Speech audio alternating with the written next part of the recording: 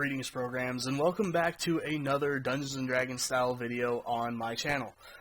So I figured today I'd go over some of the things that you probably should get for Dungeons & Dragons, but you might not initially think about. So, I mean, to get the obvious ones out of the way, if you're going to be playing a lot of Dungeons & Dragons, you're going to want to get minis. You'll notice from the sheer bunch of white in here, not only that I'm not able to paint them all, but I buy Reaper Bones. They're really cheap, especially you go to their website, you spend more than like $35 or something, you get free shipping. They do Kickstarters all the time, where for, yeah, you might spend $100, but you're going to get like $300 or $400 worth of figures. I even got like this gigantic figure of Bahamut, you know, the Platinum Dragon God. I got that figure for $20, $25 or something like that. When, as I understand, when it comes out, you know, for public release, it's going to cost around $80, maybe even $100 because it is so big. So, you know, I'll throw up a picture of that really quick and let you see that. But, so, clearly you're going to want to get minis. But also, you're going to want to get something to put your minis in, which is kind of the main reason I brought out this box and this one. These boxes are actually for your sports cards, because clearly we still collect baseball cards in 2019, or whenever you're watching this video. But you can get these boxes just off of Walmart's website or in Walmart. They cost like, I think $2.50 a box or something, just super cheap like that. And they're really good for holding your minis. You know, they've got some larger compartments in them, so I can fit most of my minis in just a couple of these. And they're even sorted, you know, because this one's got my, you know, goblins, that one's got my kobolds, my orcs are here. These are my more, you know, monstrous beastie things. This is, you know, just effects. This is fireballs or a wall of crystals or whatever. You know, this one's got a bunch of my player characters in it. So this one has elves. This one has humans. You know, these are wizards. These are dwarves. You know, it's, you know, so you want to find a good way to store your minis and keep them organized, because nothing, it will always happen, no matter what. You're going to forget to pull out a mini ahead of time if you're running the game. And it's so much easier if you can at least have a vague idea of, it could be in a space this big, or it can be in my entire drawer of minis that it's going to take me like half an hour to find it, possibly. So, you're going to want to get a good way to store your minis. And when it comes to storage, you're also going to want a good way to store your dice. So, I'm trying not to move this too much so it doesn't make a horrendous noise here on the camera, since it's, you know, right by the microphone, as you can see. But these boxes are actually from Hobby Lobby. That's what it's called. I get these at Hobby Lobby. They're like $3 a box, something like that. And they're actually sold back in the jewelry section. They're for organizing your beads. But it just so happens that they are absolutely perfect for all your nice, shiny math rocks and clickety-clacks. So, again, storage. You're going to want that. Another thing that's really nice to have is a dice tower. You know, because, hey, guess what? Even if they are great, high-balanced dice, over time, things can happen to them, you know, whatever. Some players you'll deal with will actually just be, like, overly superstitious about, you know, whatever dice you're rolling. And so, you know, a dice tower is nice to get. But the problem with a lot of dice towers is they're really, really big. So I found this. I don't know if it's still on Amazon. If it is, you know, I'll put a link to it. But, so the first thing you can see is that it folds up, you know, like that, which is really nice. So you can actually, like, you know, hold your hand over the top of it, put your dice in it, then close it up with the bottom, and actually use this to transport your dice. Or put it like that, and you've got your dice tower and your dice tray. And, it just comes, just the sheets of wood and some little screws, some really, really simple instructions. It even came with a screwdriver to put it together. So, I'll try to put a link to this one directly, but you can find a lot of, really small dice towers that actually fit, just perfectly, right behind your DM screen. So, you can see this thing is not even as tall as the DM screen is. It takes up no space, and that way you don't have to go chasing your dice around the room. So, you're going to want to find something like that. A couple other things that are worth really looking into are, I'm not really sure what to call them, I'm just going to say weird dice. So, to start off here, I'll actually use this one as my first example. This is what at least was being sold as a compass dice. So you can see, instead of it's an 8-sided dice, or die, whichever is proper, but you can see that it's got, north, west, it's got compass points on it. And you'd be shocked how many things you can actually do with this. So, say your players are sneaking up on a camp. You want to determine where the guard is on, going around the campsite or whatever that he's trying to protect. Roll this. He's on that side. So many things like that. So, or they go to a location that's not actually on the map, it's something you made up really quick. What direction is it from you? North. It's just that simple. You've got your map marking, you've got your heading, you're good. And then in a similar vein, I have, it's another D8. It's just covered in different fractions. So, like you say, they find whatever expendable thing, so this, magic rod only has so many charges in it, and 3/8 of them had already been used. So, it only had 8 charges, but 5 are left. 3 of them already used before you found it, or something. So, again, just something simple like this can do a lot for simplifying, keeping things flowing. Another thing I really recommend to anyone who's going to play almost any game system are fate dice. Also called fudge dice if you're looking for them online, but Evil Hat Productions, I think, is the one putting out the Fate RPG, and they're the ones that make these ones in particular that I have here. They're just simple 6-sided dice. They have 2 blank sides, 2 pluses, and 2 minuses. And so you can just, especially what I use these for is, say, the players are just starting to get some kind of reputation. They just barely starting to get known. What does this guy think of them? So I'll just throw these really quick, and, okay, he doesn't really care one way or the other. Maybe he doesn't even really know about you yet, because I rolled neutrally there. Or, hey, look, I just rolled a bunch of pluses. Yeah, this guy's heard of you, and he's a fan. He's going to give you a really high discount. Again, just grabbing these dice and throwing them like that, I just came up with, some instant world building right there. So, speaking of world building, the next thing you're going to want to keep around is a box of index cards, which I put a really dumb label on mine a long time ago. But just have these index cards nearby, and I even found some little dividers that are able to fit on here. So I haven't been able to go through and actually sort these out yet, but I can just sit down, then be like, okay, so I need an NPC.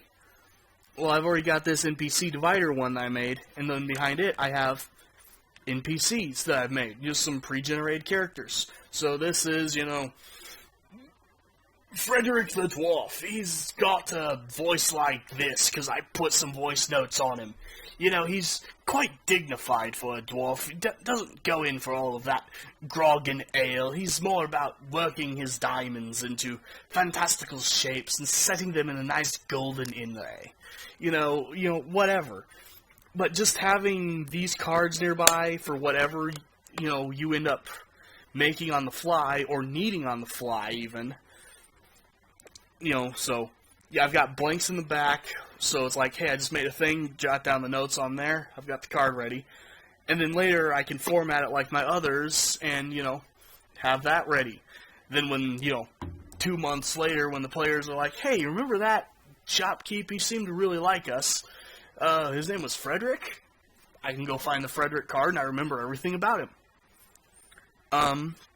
So another thing that actually goes really well with these is go buy some Rory Story Cubes, of all things. I actually have multiple sets of them. Again, trying to keep this from being terribly noisy here, but, you know, I've got a whole bunch of these, and now and then I will actually just sit down, reach in the bag, grab out a couple random ones, throw them, and, okay, so I got, you just kind of, you know, look at what I've got here, and try to come up with a simple quest idea. You know, maybe I don't have enough there, so I'll throw another one, add it in. Maybe that means I rearrange them, and either way I come up with some kind of little plot hook or something for the players to do. And I can just sit down and do that in my spare time, fill out my little index cards, and then throw them back in my box. So, that's something else you can do. Going back to the idea of weird dice, and me putting these in weird places, sometimes it's also nice to have sort of a spectacle for, say, a really big boss. So, while I'm not the biggest fan of the adventure, I do really enjoy the encounter with Tiamat at the end of Rise of Tiamat, Big Shock. And so what I have, actually, while there's spin downs, yes, there's still, you know, 20-sided dice. The numbers are just arranged a little differently. I have a bag of these dice that are all the colors of her 5 heads. So I don't have to say, this head does, you know, when I'm rolling them, I don't have to sit there and figure out, you know, okay, so I'm going to assign this head to this one, that head to that one. I just grab that color, you know, get a massive thud on the table that scares the players, and then just, you know, there's my number. Just roll a 16. You're going to have problems from that. So, you know, you have to be careful if you use this on, you know, whatever table you're using. But especially if you're at a big boss, getting some giant dice like this or something, it helps create sort of a set piece to really make that moment memorable and, like, really stick in their heads. Because every time, you know, you're fighting this monster, just even in the real world, you just hear thud every time it does something. Every time it attacks, there's just this thud. And it helps draw the players into the game, helps make the story more immersive, and it makes it more fun. It makes it more memorable. So, and for my second to last thing I'm going to say to get, obviously, especially if you're using minis, you're going to need some kind of terrain. And, you know, there's all kinds of, like, dry erase or wet erase, you know, mats you can get, boards. Those are all fantastic. But what I actually recommend tracking down are the official D&D dungeon tiles. They come in 3 sets. I have all 3 sets. There's Wilderness, City, and Dungeon. And, you know, like you'd expect, this is the Wilderness one. If we, you know, throw it open really quick here, even on the top of the lid, you can see it's got, you know, just a forest setting.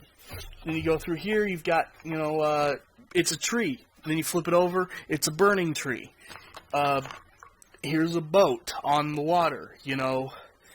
Just all these little things you can throw out. So whether you're using only these to build your map, or a combination of these to make the set pieces, and then you're just doing the rest on the big grid board, you're going to want, those are really nice to get.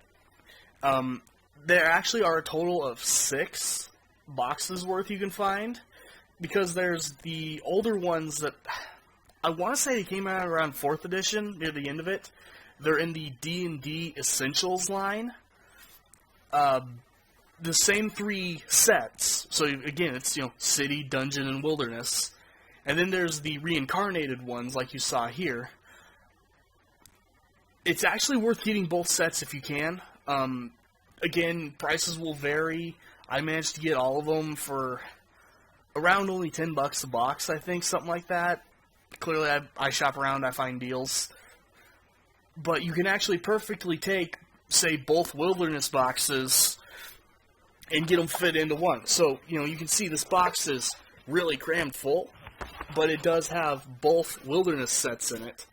And there's a few duplicates, but actually, for the most part, each set has very different tiles in it. So it's worth getting both of them and just having that much more, variation on what you can throw out on the board. Then for my last thing I'm going to suggest you get, mind you, most of these videos I'm going to just be assuming 5th edition, because that's the edition that's out right now, that's what everyone's playing, that's what's popular. I would actually suggest go get books from older editions. Not, the main, like player's handbooks and, Dungeon Master's guides, but some of the, like, weirder side splat books. Now, most of the ones I have are actually 4th edition, which I know people hate 4th edition, but there's actually some really, really cool books out there. Like, these 2 right here are just on the mythos and the interactions of dragons. And, so there's one book for the chromatic, the evil dragons, but then you've got another book here that's on the metallic good dragons, and it actually shows you, like, the script of Draconic. What does it look like when it's written? So it shows you, it's made so that, it works in claw marks, which would make sense. It's got a lot of dragon types you wouldn't think of. It's got, the brown dragons that they don't have a breath attack, but they can stir up a, dust devil in the sand, and, all kinds of things like that. And it doesn't actually take too much tweaking to get most 4th edition monsters to work in 5th edition. Other than, the really weird, some of the super powerful ones or the really low level ones, most of them you can tweak just by, moving a few hit points here and there, and you're good. So, it's worth getting, some other books. For example, I've also got Open Grave. This is just filled with, like, all kinds of fancy zombie, variants. But then when you get to the back here, you've got things like, you have Vecna. So, anyone who watched all of, Critical Role Season 1, I don't think it's too much of a spoiler at this point. It ended with a big battle against Vecna. There's a version of Vecna in this. There's also the aspect of Vecna. So you want just like a small piece of him to face the, much lower level characters or something. Then you have that. Or, on this page, like I mentioned in my other video, here's Strahd in 4th edition. So, there's a lot of interesting things you can get. There's the Demonomicon. If you just want to take a group of paladins out demon slaying, here's a book just on, demons for them to slay. And then, 3rd edition was also kind of cool, to me at least, in that, so you had the monster manual, and then you had the 2nd monster manual, and then you had the 3rd monster manual. So while the other ones are obviously more themed on what's in them, you also just have these 3, like, massive books of just everything, well mixed. And even the player's guides for 4th edition are worth getting. Because, again, there were, like, 3 volumes of player's guide, as well as, like, 3 other setting-specific player's guide books you could get that were slightly smaller. And then there was power books. And while those will take more adapting, there are so many player races you can take from 4th edition, and they mostly work, just slightly tweaking them into 5th edition. It's like most of the stat, boosts that they get, that works. Their ability, it's an encounter ability. What's an encounter ability? It's a short rest. Cool. This is at willpower. Okay, that just means they can do it. They don't need to, they don't need a special, they don't have a limit on doing it. So it's all really straightforward, really simple. If you want to get into the more advanced powers, clearly you're going to have to do a lot of altering and tweaking, but you can just grab most player races from 4th edition and bring them into 5th edition, and just the extra options are still nice. You can find 4th edition books, most of them at least, really, really cheap now, because no one liked it. It was terrible, horrible, and evil, because it focused more on the dungeon crawl setting instead of the role-playing, but there's actually some interesting stuff in it that's worth bringing forward into your 5th edition. I think it was Matthew Colville did a whole video on just all the things he recommends you steal from 4th edition and bring into 5th edition. So if I can find that video again, I will put a link to that down in the description, because you should check it out. There's something good and worth finding in most editions of D&D. I wouldn't recommend trying to play all of them. Oh my word, do not try to play 1st edition or AD&D unless you're really, really prepared for a culture shock, trying to deal with THAC0 instead of, normal armor class and things like that. But, you can really expand your game by looking at the other editions. So, hopefully you found some of that helpful, and as always, I will see you guys next time.